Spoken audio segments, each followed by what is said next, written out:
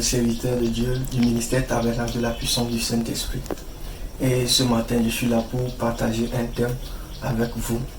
Et entre frères, nous allons discuter ensemble, nous allons parler sur le thème enfanter sa destinée par la prière. La majorité des chrétiens vont à l'église, mais ne comprennent pas l'efficacité ou bien le sens ou l'objectif de la prière dans le corps de Christ. Tout d'abord, j'aimerais vous demander, la prière c'est quoi? La prière c'est une communication. C'est le langage des esprits en fait. La prière c'est le langage des esprits. La prière c'est la communication entre quoi? Dieu, l'Esprit de Dieu et l'Esprit des hommes.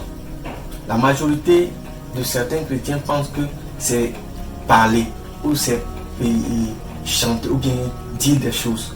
Non. Ou bien aller réciter. Non, non, non. La prière dans la Bible, c'est un langage ou un temps où nous adressons de l'attention, où nous adressons de l'affection, ou bien nous nous positionnons pour parler avec Dieu, pour discuter avec Dieu, pour communiquer avec Dieu, ou bien pour communier. Et c'est la plus haute dimension, pour communier avec Dieu. Et j'aimerais te dire que une vie de prière intense peut te permettre d'enfanter ta destinée. J'aimerais te dire que dans la Bible, la majorité des gens, ou bien les grands personnages de la Bible, ce sont ceux qui ont connu l'alliance avec Dieu, qui ont eu une alliance avec Dieu, qui ont eu des temps de communion avec Dieu, les gens qui ont passé du temps avec Dieu, les gens qui ont parlé avec Dieu, les gens qui se sont laissés conduire par l'Esprit de Dieu. Et j'aimerais te dire, tu as une grande destinée, mais j'aimerais te dire que tu ne peux pas accéder à cette grande destinée que tu portes en toi si tu ne développes pas une vie de communion avec Dieu, si tu ne développes pas une vie d'alliance avec Dieu par la prière. Et j'aimerais te dire, à partir d'aujourd'hui, par ce message, j'aimerais te fortifier pour que tu deviennes en quelque sorte une machine de prière, afin que tu puisses communiquer avec Dieu dans la dimension de la communion. Dieu veut communier avec Dieu, veut parler avec nous.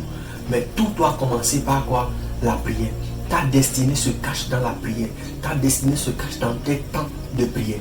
J'aimerais te lire la parole de Dieu dans 1 Thessaloniciens 5, verset 17, où l'apôtre Paul, l'homme qui nous a révélé les vrais secrets de la vie de prière, l'homme qui nous a montré les grands secrets concernant la prière, il a dit, priez sans cesse. Est-ce que vous comprenez? Prier sans cesse. Ça veut dire qu'il n'y a pas de temps où vous allez dire que vous ne priez pas. Vous allez dire que vous êtes fatigué, vous ne priez pas. L'apôtre Paul dit, priez sans cesse. Est-ce que vous comprenez un peu? Si nous retournons dans 1 Corinthiens 14, où il dit, nous devons parler en langue. Il désire que nous parlions en langue. Il dit, dans 1 Corinthiens 14, verset 18, que je rends grâce à Dieu parce que je parle en langue plus que vous tous. Si l'apôtre Paul parle en langue plus que tous les chrétiens de Corinthe, cela veut dire que quoi? L'apôtre Paul avait compris quelque chose, un secret qui était caché dans quoi? Dans la prière en langue. Ce qui veut dire que la prière en général, c'est un temps où vous rentrez dans le kairos de Dieu, dans le temps de Dieu en fait. Dans le temps de Dieu où vous parlez avec Dieu, où vous rentrez pour prendre les choses qui sont prédestinées pour vous, qui sont enregistrés dans le règne de l'esprit. Vous rentrez dans le règne de l'esprit, vous prenez et vous ramenez ça dans le physique. La prière, c'est un temps. C'est un temps pour enfanter la destinée. J'aimerais te dire que l'autel de ta famille peut bloquer ta destinée. Tout ce que Dieu a prévu pour toi, l'autel de ta famille peut te bloquer. Mais j'aimerais te dire que si tu te laisses à Dieu, si tu t'abandonnes par une vie de prière intense, Dieu peut rentrer là-bas, faire taire l'autel de ta famille, faire taire la voix de l'autel de ta famille et permettre à ce que ta destinée puisse flot et que tu puisses manifester cette vie de Dieu en toi. J'aimerais te dire un verset dans Romains 8, le verset 29, où la Bible nous dit, car ceux qu'il a connus d'avance, il les a aussi prédestinés. Donc, car ceux qu'il a connus d'avance, il les a aussi prédestinés. Ce qui veut dire que ton destin, Dieu l'a déjà écrit. Ton destin, Dieu l'a déjà écrit, déposé. Ce qui veut dire que à toi d'aller voir Dieu, dire Père, je suis là et je veux rester en intimité avec toi. Et en intimité avec toi, Dieu te donne l'accès et le contrôle ou la domination de ton destin. Mais si tu restes caché, tu ne parles pas avec Dieu, tu n'as pas de temps de communion avec Dieu, tu n'as pas de temps de discussion avec Dieu, tu resteras dans les ténèbres. Et les ténèbres vont t'envahir et ton destin ne va pas pouvoir fleurir ou bien s'éclairer. Mais j'aimerais te dire, par ce verset, j'aimerais te dire que tu as une grande destinée. Le destin de Dieu, Dieu a déjà tout prédestiné. En fait, ce que tu vas devenir, Dieu a déjà écrit cela, déposé. Et il a juste besoin que quoi? Tu restes en contact avec lui. Tu restes en communion avec lui. Afin que ce transfert puisse passer. Afin que cette grâce puisse couler au travers de toi. Afin que tu puisses voir tout ce qu'il a écrit dans ta vie. Pour que tu puisses manifester ces vertus qu'il a prévues pour toi. Si nous continuons, le verset dit: il les a aussi prédestinés à être semblables à l'image de son Fils. Donc Dieu t'a prédestiné à être semblable à l'image de son Fils. Ce qui veut dire que le Christ aujourd'hui vit dans la gloire. Ce qui veut dire que toi, chrétien aujourd'hui qui me suis, ce qui veut dire que tu dois vivre la gloire. Tu dois vivre la gloire. La parole de Dieu ne ment pas. Et ce qui veut dire que ici, si le Christ vit dans la gloire, ce qui veut dire que toi aussi, chrétien né de nouveau, tu dois vivre aussi quoi? La gloire. Parce que Christ n'est plus sur la croix. Christ n'est plus dans le tombeau, mais Christ est ressuscité et il est vivant. Et toi aussi qui m'écoutes, Dieu me dit de te dire, là où tu es, tu dois vivre quoi? La gloire. Mais tu ne peux pas vivre cette gloire que Christ a manifestée sans vivre, sans dédier des temps de prière avec Dieu, sans dédier des temps où tu parles avec Dieu. Parce que l'homme qui parle avec Dieu, c'est cet homme qui est capable d'attraper les choses dans le règne de l'esprit et de les faire venir sur la terre. La majorité des chrétiens attendent à ce que les événements les arrivent. Mais nous, en tant que chrétiens, nés de nouveau, remplis du Saint-Esprit, nous savons que quoi? Nous devons aller et de prendre et de faire venir. Quels que soient les événements, nous n'attendons pas que ces événements nous arrivent, mais nous allons dans le règne de l'Esprit et nous créons des événements. Et ces événements s'opèrent comme nous le voulons, parce que nous avons le plus grand Dieu avec nous.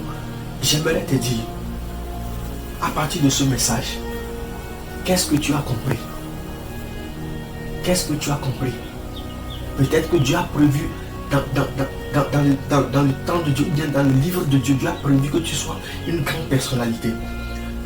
Mais aujourd'hui, avec les manigances du diable, le diable peut t'orienter à devenir un menuisier. Le diable peut t'orienter à aller faire un mauvais choix. Peut-être que tu es étudiant, mais peut-être que Dieu t'oriente à aller faire la communication pour devenir un directeur de la communication dans un pays. Mais aujourd'hui, tu peux t'orienter à aller faire l'anglais.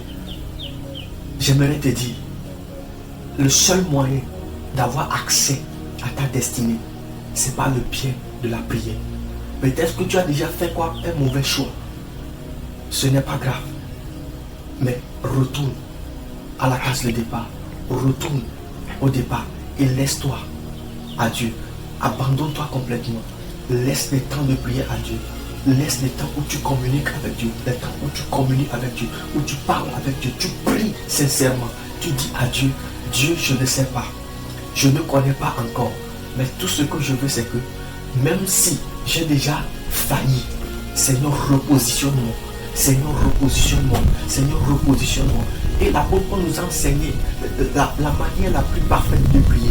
C'est pas la prière en langue. C'est pas la prière en langue. La majorité considère que le parler en langue comme c'est rien, c'est comme une tradition. Non, la prière en langue, c'est une communication à une haute dimension avec Dieu. Quand quelqu'un dit la Gouda Baradi Gaande il anda, Iragudu Sihantari, Liguda il anda, tu es capable de repositionner les anges que Dieu a prédestinés à tes côtés, les anges que Dieu a placés sur ta destinée, tu es capable de les appeler à venir à tes côtés. Parce que si ces anges sont à tes côtés, tu es obligé, tu marches favorablement dans ta destinée. Oh, merci Saint-Esprit. Là où tu es, Dieu va changer quelque chose dans ta vie. Dieu va changer quelque chose dans ta vie. Développe une vie de prière à partir d'aujourd'hui. À partir de ce que tu as écouté, ne te laisse pas emporter par les histoires du monde. Ne te laisse pas emporter par tes amis. Ne te laisse pas emporter par ce que les gens disent. Mais reste connecté à Dieu par la prière. Et tu sauras quels sont les plans de Dieu pour ta vie. Quels sont les secrets de Dieu pour toi. Qu'est-ce que Dieu veut te dire par le biais de la prière. Et tu seras une personne calée et tu vas pouvoir rencontrer véritablement Dieu pour vivre la gloire du Fils de Dieu. Amen.